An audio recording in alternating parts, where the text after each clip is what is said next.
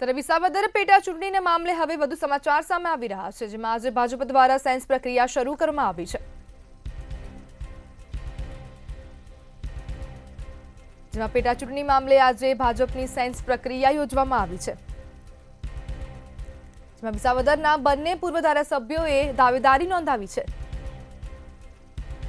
હર્ષદ રીબડિયા અને ભૂપત ભાયાણી ચૂંટણીના મેદાને ઉતર્યા છે, જ્યારે આજે ભાજપ દ્વારા સાયન્સ પ્રક્રિયા હાથ ધરવામાં આવી છે।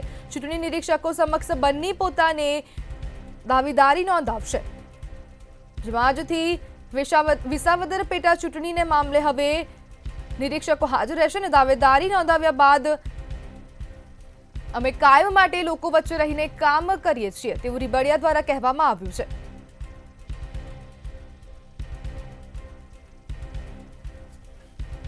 વિસાવદર વિધાનસભા બેઠક ભાજપ જ જીતશે તેવું હર્ષદ રીબડિયા દ્વારા કહેવામાં આવ્યું છે।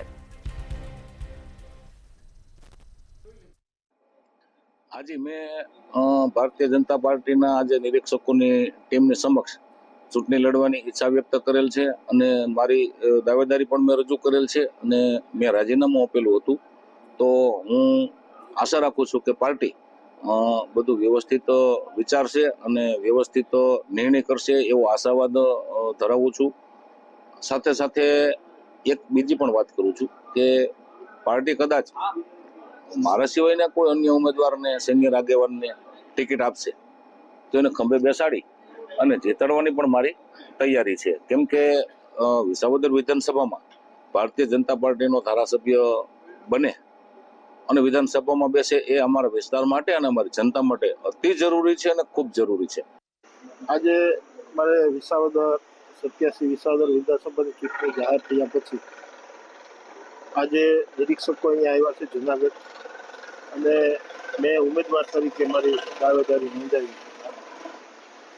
ખાસ કરીને કઈ રીતે જુઓ છો, કારણ કે હવે ભારતીય જનતા પાર્ટીમાં તમે છો ભૂપતભાઈ છે, પણ સામે ઉપરાંત આમ આદમી પાર્ટીનું પણ એક સક્રિય રીતે છે અને શંકરસિંહ વાઘેલાની પાર્ટી પણ આ વખતે મેદાનમાં છે, કઈ રીતે આ ચૂંટણી? અમે ભારતીય જનતા પાર્ટીના તમામ કાર્યકર્તાઓ, અમારે એવું નથી કે ચૂંટણી આવીને અમે ચાલુ કરીએ પ્રવાસ સાથે। અમારું ઓલરેડી વર્ષોથી બધા કાર્યકરો છેવાડાના માણસો સુધી અમે પહોંચીએ છીએ અને કામ કરતા એવા છીએ। અમારે એવું નહીં કે ચૂંટણીમાં તૈયારી કરવી, અમારી ઓલરેડી પહેલાથી જ અમારા કાર્યકર્તાઓ લાગેલા છે કામે, અને 100% આ સીટ ભારતીય જનતા પાર્ટી જીતીને આવશે।